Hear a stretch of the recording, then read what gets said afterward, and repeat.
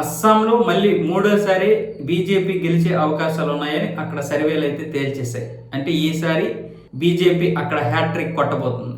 ఇంతకుముందు కాంగ్రెస్ కూడా వరుసగా 3 సార్లు గెలిచింది. ఇప్పుడు బీజేపీ ఆల్రెడీ 2 సార్లు గెలిచింది వరుసగా. ఇప్పుడు మూడోసారి గెలవడం కోసం తీవ్రంగా ప్రయత్నాలు చేస్తుంది.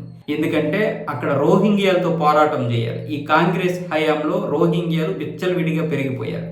ఇప్పుడు వాళ్ళని తగ్గించడం పక్కన పెడితే అణచివేస్తున్నారు. ముందుగా వాళ్ళని అణచివేసి అక్కడి నుంచి రావడం తగ్గించేశారు ఈ బీజేపీ వచ్చిన తర్వాత.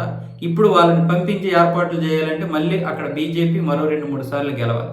అందుకోసం ఇప్పుడు బీజేపీ కేవలం హిందూ ఓట్ల మీదే కాదు, అక్కడ ఉన్నటువంటి స్థానికులకు కూడా అక్కడ జరుగుతున్నటువంటి అన్యాయాలు, దౌర్జన్యాల గురించి చూపించడం, చెప్పడం జరిగింది. వాళ్ళు కూడా అక్కడ ప్రాక్టికల్గా అనుభవం చేశారు కాబట్టి కొంతమంది క్రిస్టియన్స్ కూడా ఇటువైపు వచ్చేసారు.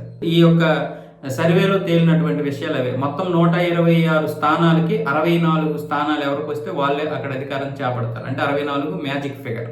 ఇప్పుడు ఇక్కడ బీజేపీ 69 నుంచి 74 స్థానాలు గెలుచుకునే అవకాశాలు ఉన్నాయని ఈ సర్వే చెబుతోంది. అలాగే కాంగ్రెస్ కి 25 నుంచి 29 సీట్లు, అలాగే ఎన్డీఏ మిత్రపక్షాలైన అసోం గణ పరిషత్ కు 8 నుంచి 11 సీట్లు, బోడోల్యాండ్ పీపుల్స్ ఫ్రంట్ కి 8 నుంచి 10 సీట్లు వచ్చే అవకాశం ఉంది. అలాగే చిన్న పార్టీలు అయినటువంటివి ఏఐడియుఎఫ్ వస్తే 1 లేదనుకుంటే లేదు.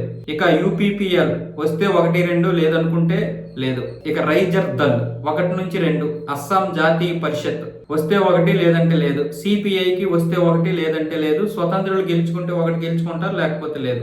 ఈ విషయాలైతే ఈ విధంగా అయితే సర్వే చెప్పడం జరిగింది. ఖచ్చితంగా బీజేపీ గెలవాలి. అక్కడ బీజేపీ ఒంటరిగానే అక్కడ గెలిచే అవకాశాలు ఉన్నాయి. మిగతా ఎన్డీఏలో ఉన్నటువంటి పార్టీలు కూడా గెలిస్తే 100 స్థానాలకి చేరువయ్యే అవకాశం కూడా ఉంది. అంటే 90 స్థానాలు ఎన్డీఏ గెలిచే అవకాశాలు ఉన్నాయి. అంటే భారీ మెజారిటీ అక్కడ. ఎందుకంటే ప్రజలు కూడా ఏ పార్టీకి మీరు మద్దతు తెలుపుతారు, ఏ పార్టీ మంచిగా పరిపాలించిందనే దానికి 48% ప్రజలు బీజేపీకి, 38% ప్రజలు కాంగ్రెస్కి ఓటేశారు. మళ్ళీ మీరు ఎవరికి అవకాశం ఇస్తారు అనే దాని మీద సర్వేలు చేస్తే 58% బీజేపీకి, 45% కాంగ్రెస్కి ఓట్లేశారు.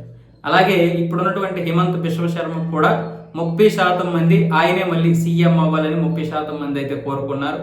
మరి కొంతమంది పేర్లు కూడా మిగతా ప్రజలు అయితే కోరుకున్నారు. అలాగే గౌరవ్ గొగోయ్ కాంగ్రెస్ ఎంపీ, ఇతను కూడా ముఖ్యమంత్రి అవ్వాలని 27% మంది అయితే కోరుకున్నారు. అయితే ప్రధానంగా బీజేపీ గెలవడానికి కారణం ఏంటంటే, ఒకటి ప్రతిపక్షాల్లో యూనిటీ లేదు. కాంగ్రెస్ ని ఇప్పుడు ఎవరు నమ్మడం లేదు. మిగతా పార్టీలు ఏమొచ్చేసి మనుగడ కోసమే ఇప్పుడు పోరాడుతున్నాయి. ఇక గెలుపు తరువాత సంగతి, వాటి మనుగడే ప్రశ్నార్థకం అయిపోయింది. అలాంటి పరిస్థితుల్లో ఇప్పుడు కాంగ్రెస్ కూటమి గడితే వాటి యొక్క పరిస్థితి కూడా దారుణంగా ఉంది. కాబట్టి కాంగ్రెస్ కి వచ్చే లాభం ఏమీ లేదు. పైగా అక్కడ కాంగ్రెస్ కూడా చాలా హీనంగా ఉంది. ఎందుకు? అక్కడ జరుగుతున్నటువంటి పరిణామాలు ఇప్పుడు హిందువులకి, క్రిస్టియన్స్ కి విపరీతమైనటువంటి నష్టాలు రోహింగ్యాల వల్ల. ఆ పర్సెంటేజ్ ఏదైతే ఉందో 30-32% ఓట్లంతా కూడా కాంగ్రెస్ కి పడతాయి. అవి ఏంటంటే ముస్లిం ఓట్లు. ఈ ముస్లిం ఓట్లే పడేవన్నీ కూడా వాళ్ళకే. రోహింగ్యా ఓట్లన్నీ కూడా కాంగ్రెస్ కే పడతాయి. కానీ ఇక్కడ క్రిస్టియన్స్ కూడా విసిగిపోతున్నారు ఈ రోహింగ్యా దాడుల వల్ల. అందుకే ఇప్పుడు అక్కడ కొంతమంది హిందువులతో పాటు క్రిస్టియన్స్ కూడా అక్కడ గన్నలు ఇవ్వడం జరిగింది, ఆంగ్లాంగ్, పశ్చిమ ఆంగ్లాంగ్ ఈ జిల్లాల్లో. అందుకని ఇప్పుడు హిమంత్ బిశ్వ శర్మని ఈ ముఖ్యమంత్రి ఎవరైనా కావచ్చు, కానీ బీజేపీని గెలిపించుకోవాలని అందరూ కూడా ఓట్లు వేయడానికి సిద్ధంగా ఉన్నారు.